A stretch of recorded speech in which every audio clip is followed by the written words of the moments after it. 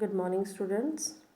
Today we will discuss chapter 1 of Indian Economic Development. Indian Economic Development का हम first chapter के बारे में बात करेंगे. इंडियन इकोनॉमिक डेवलपमेंट में इसलिए स्टार्ट कर रही हूँ बेटा क्योंकि आपकी क्या है, थियोरेटिकल सब्जेक्ट है. आपका अगर अब कवर हो जाएगा तो आप इजीली इसको घर पे बैठकर लर्न कर सकते हो. ठीक है, बहुत इजी है, ज़्यादा आपको बस क्या है, इसमें लर्निंग वर्क ज़्यादा है. तो फर्स्ट चैप्टर इसमें है Indian economy on the अर्व of independence. जब हमारा देश आज़ाद होने वाला था तो हमारी जो इंडियन इकोनॉमी थी उसकी क्या कंडीशन थी. इकोनॉमी आप जानते हो, इकोनॉमी क्या होती है. किसी भी देश की इकोनॉमी में क्या क्या होता है, इकोनॉमिक एक्टिविटीज़ होती हैं. इकोनॉमिक एक्टिविटीज़ जैसे प्रोडक्शन, डिस्ट्रीब्यूशन, एक्सचेंज, कंजम्पशन, ये सब एक इकोनॉमिक एक्टिविटीज़ में होती हैं. अब यही हमारा डिटरमाइन करती हैं, क्योंकि ये सब इकोनॉमिक एक्टिविटीज़ कौन करता है, हम लोग करते हैं, पीपल करते हैं. ठीक है, तो ये इकोनॉमिक एक्टिविटीज़ जो करते हैं लोग, उनके स्टैंडर्ड ऑफ लिविंग को उस देश की इकोनॉमी ही बताती है. अगर इकोनॉमी अच्छी है तो वहाँ के लोगों की स्टैंडर्ड ऑफ लिविंग भी अच्छा है, लेकिन अगर इकोनॉमी ख़राब है, अच्छी नहीं है, बैकवर्ड है, तो वहाँ के क्या है, जो लोग हैं, वहाँ का जो लिविंग है, स्टैंडर्ड ऑफ लिविंग लोगों का वो बहुत ही ज़्यादा कम है. क्लियर. अब अगर हम बात करें इंडियन इकोनॉमी के बारे में कि जब हमारा देश आज़ाद होने वाला था, on the above of independence, Indian economy was very bad shape. उसकी वो बहुत ख़राब थी. इंडियन इकोनॉमी हमारी बहुत ख़राब थी क्योंकि वहाँ पर कैसा रूल था बेटा, ब्रिटिश कॉलोनियल रूल था. कॉलोनियल रूल कौन सा होता है, कॉलोनियल रूल वो होता है बेटा जब कोई दूसरा देश किसी देश की रिसोर्सेज को अपने फ़ायदे के लिए इस्तेमाल करने के लिए वहाँ पर शासन करता है, वहाँ पर रूल करता है, वो होता है कॉलोनियल रूल. तो हमारा कैसा था, ब्रिटिश कॉलोनियल. क्योंकि यहाँ से क्या करते थे, यहाँ पर बहुत सारी रिसोर्सेज अवेलेबल थी, वो क्या करते थे, यहाँ से रिसोर्सेज ले जा करके अपने कंट्रीज़ में सप्लाई करते थे. अपनी कंट्रीज़ में क्या करते थे, रिसोर्सेज ले जाते थे, रॉ मटेरियल ले जाते थे, और यहाँ से वहाँ पर क्या बनाते थे, फिनिश प्रोडक्ट बनाते थे. ठीक है, फ्री ऑफ कॉस्ट वो रिसोर्सेज लेके जा रहे हैं, रॉ मटेरियल लेके जा रहे हैं, और यहाँ पर वो फिर फिनिश्ड गुड लाते थे जो कि बहुत ही ज़्यादा महंगा होता था. क्लियर. तो ये सब उनका ये सब काम चल रहा था. सोल पर्पस क्या था ब्रिटिश कॉलोनियल रूल का, कि यहाँ की जो इंडिया को कैसा बनाना है, इंडिया क्या करे, इंडिया ब्रिटिशर्स पर फीड करे. ठीक है, ब्रिटिशर्स इसको सब चीज़ प्रोवाइड करेंगे. बस यहाँ से वो क्या लेके जाएंगे, रॉ मटेरियल, और फिनिश्ड गुड को कौन प्रोवाइड करेगा, ब्रिटिशर्स. वो ये चाहते थे. क्लियर. और अपना क्या कर रहे थे, वो इंडस्ट्रियल बेस्ड को तैयार कर रहे थे.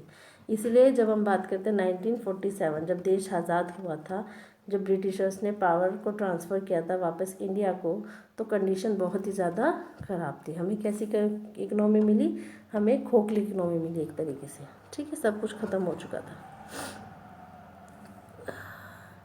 इसके बाद हम जानते हैं कि इंडिया का जो कंडीशन थी कॉलोनियल रूल के टाइम पर, उसकी जो कंडीशन थी वो कैसी थी. अब हम बात करेंगे India during the British rule. जब ब्रिटिश रूल था तो इंडिया की कंडीशन क्या थी. The British rule over India for nearly 200, हमें पता है करीबन 200 साल तक उन्होंने यहाँ पर क्या किया, कि यहाँ पर 200 साल तक उन्होंने राज किया. After winning the battle of Plassey in 1757, उन्होंने बैटल ऑफ प्लासी जीता था. उसके बाद से वो इंडिया में रूल कर रहे थे. और कब तक किया, 1947 तक. इंडिया को आज़ादी तभी मिली थी 15 अगस्त 1947 तक. इतने लंबे रूल के बाद हमारी जो पहले प्रॉस्पेरस इकनॉमी थी वो किस में बदल गई, हमारी प्रॉस्पेरस इकनॉमी थी, हमारा सेल्फ सफिशिएंसी नेशन था, वो किस में बदल गया, कॉलोनियल, बैकवर्ड और लॉपसाइडेड, स्टैग्नेंट एंड डेप्लेटेड और डिपेंडेंट इकोनॉमी में. अब हम बात करेंगे ये सब चीज़ों के बारे में, एक्सप्लेन अच्छे से करेंगे. हमारे यहाँ पर मेन देखेंगे बेटा, इंडिया का रूल, जब ब्रिटिश रूल था तो इंडिया की क्या कंडीशन थी. फर्स्ट था कॉलोनियल रूल. इंडिया में क्या था, कॉलोनियल रूल था. ठीक है, इंडिया कैसी थी, फीडर इकोनॉमी थी. दूसरा था सब खुद का, लेकिन दूसरे पर फीड कर रही थी, वो इन ब्रिटिशर्स पर फीड कर रही थी. ठीक है, क्योंकि इंडिया में क्या कर रहा था, इंडिया का जो रॉ मटेरियल था वो ब्रिटिश इंडस्ट्रीज़ में जा रहा था, जहाँ पे वो क्या कर रहे थे, machine made goods Britishers India में सप्लाई कर रहे थे. तो इट मीन्स कि रॉ मटेरियल भी सप्लाई कर रही थी इंडिया, और कंज्यूमर भी बन रही थी, मैन्युफैक्चर्ड गुड था. तो इंडिया की कॉलोनियल कैसी थी, इकोनॉमी कैसी थी, कॉलोनियल. मैंने बताया कि जब कोई देश दूसरे देश पर उसकी रिसोर्सेज के लिए, उसके वहाँ पर जो भी सामान उपलब्ध है उसके लिए जब रूल करता है तो होता है आपका कॉलोनियल रूल. सेकेंड इकोनॉमी कैसी थी, बैकवर्ड इकोनॉमी. इंडिया की कंडीशन कैसी थी? बैकवर्ड। यहाँ पर कोई भी मॉडर्नाइजेशन नहीं था। मेथड जो थे फार्मिंग के वो भी बहुत पुराने थे, ट्रेडिशनल थे। इंडस्ट्रीज़ का भी डेवलपमेंट नहीं था, ठीक है। Agriculture was suffered from over crowding and use of old method of cultivation. Agriculture में कैसे मेथड यूज़ कर रहे थे हम? ओल्ड मेथड्स और ट्रेडिशनल मेथड हम यूज़ कर रहे थे। आज भी हम बारिश पर डिपेंडेंट थे, क्लियर। यहाँ की थर्ड देखते हैं बेटा, स्टैग्नेंट इकोनॉमी। यहाँ की जो इकोनॉमी थी वो थी स्टैग्नेंट इकोनॉमी। स्टैग्नेंट इकोनॉमी कैसे? कि ब्रिटिशर्स जो थे यहाँ पर कोई भी डेवलपमेंट करने में इंटरेस्टेड नहीं थे। यहाँ पे स्टैग्नेंट इकोनॉमी वो होती है बेटा जहाँ पर डेवलपमेंट रेट ज़ीरो होता है। जिस एरिया का या जहाँ का डेवलपमेंट रेट ज़ीरो हो, डेवलपमेंट रेट ज़ीरो मतलब डेवलपमेंट, किसी भी प्रकार का डेवलपमेंट ना हो, रुक जाए डेवलपमेंट वहीं का वहीं, तो वो होती है स्टैग्नेंट इकोनॉमी। स्टेबल हो गया, वहीं पर रुक गया, आगे डेवलपमेंट नहीं हो रहा है, ठीक है। तो इंडिया की कंडीशन कैसी थी? क्योंकि डेवलपमेंट वर्क तो नहीं हो रहा था वहाँ पे, डेवलपमेंट रेट क्या था? ज़ीरो था। तो वहाँ की इकोनॉमी कैसी थी? Stagnant economy. नेक्स्ट है lopsided economy. lopsided economy it means the britisher developed only those industries which would help the imperial economic growth. Britishers सिर्फ वही इंडस्ट्री वहाँ पर सेटअप कर रहे थे जिससे कि उनको फ़ायदा हो। जैसे जो और इंडस्ट्रीज़ थी, जैसे हैंडीक्राफ्ट हो गया, कॉटेज और स्मॉल स्केल इंडस्ट्रीज़, क्योंकि हैंडीक्राफ्ट से और स्मॉल स्केल इंडस्ट्रीज से किसको फ़ायदा हो रहा था? इंडियंस को। तो वो सब उन्होंने क्या किया था? उनको ख़त्म कर दिया था, उनको रिप्लेनिश कर दिया था, ठीक है। समझ आया नहीं? उनको क्या कर दिया था? उनका ख़त्म कर दिया था। हैंडीक्राफ्ट्स वगैरह को सबको स्पॉइल कर दिया था, सबको बेकार कर दिया था। और किसको डेवलप किया था? वो इंडस्ट्रीज़ को डेवलप किया था जिससे कि उनको फ़ायदा हो, ठीक है।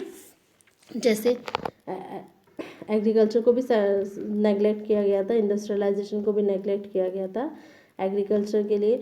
लेकिन फार्मर्स को किसके लिए फोर्स किया गया था? फार्मर्स को फोर्स किया था कमर्शियल क्रॉप्स उगाने के लिए। फार्मर्स को फोर्स किया गया था इंडिगो उगाने के लिए, ठीक है। इंडिगो नील को बोलते हैं।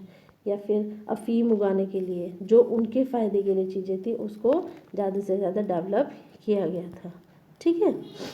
डिप्लीटेड इकनॉमी, यहाँ की इकनॉमी कैसी थी? डिप्लीटेड इकनॉमी थी। जब ब्रिटिशर्स ने इंडिया को छोड़ा था तो यहाँ हम कैसे थे? बहुत बड़े कर्ज में डूबे हुए थे, क्योंकि उन्होंने तो कर्ज ले लेके अपना सब काम कर रखा था, लेकिन वो सब किसके उस पर था? इंडिया के उस पर। तो हम बहुत बड़े कर्ज में डूबे हुए थे, और जो कर्ज था वो बहुत ही बड़ा एक्सपेंडिचर था, जो सिर्फ आर्मी को मेंटेन करने के लिए ब्रिटिशर्स के द्वारा लिया गया था। ब्रिटिशर्स ने कर्ज किस लिए लिया था? अपनी आर्मी को मेंटेन करने के लिए। उसको मेंटेन करने के लिए उसने कर्ज लिया था, और उस कर्ज को किस पर छोड़ के गए? वो इंडियंस पर। तो हमारी डिप्लीटेड इकनॉमी थी बेटा। हम क्या थे? कर्जदार थे, कर्ज में डूबे हुए थे। इंडिया टैक्सेस भी पे कर रहा था, हाई प्राइसेस भी पे कर रहा था। इंडिया क्या कर रहा था? इंपोर्ट कर रहा था रॉ मटेरियल बाहर से, ठीक है। और अदर मटेरियल भी अपने यहाँ पर, मतलब जो भी थी, रोड्स बनाना है, रेलवे ट्रैक्स बनाना है, उन सबको बनाने के लिए बाहर से रॉ मटेरियल मंगाया जा रहा था। उसके लिए इंडिया को बहुत ज़्यादा टैक्सेस पे करना पड़ रहा था। तो वो टैक्सेस कहाँ से पे हो रहा था?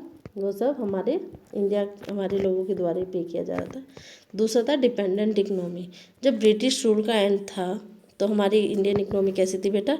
Dependent economy. हम सेल्फ सफिशिएंट नहीं थे, हम दूसरी कंट्रीज़ पर डिपेंडेंट थे। फूड के लिए, रॉ मटेरियल के लिए, मॉडर्न इंडस्ट्री, मशीनरी, सब के लिए हम दूसरी कंट्रीज़ पर डिपेंडेंट थे, क्लियर। बाकी हम नेक्स्ट चैप्टर में पढ़ेंगे, नेक्स्ट वीडियो में पढ़ेंगे।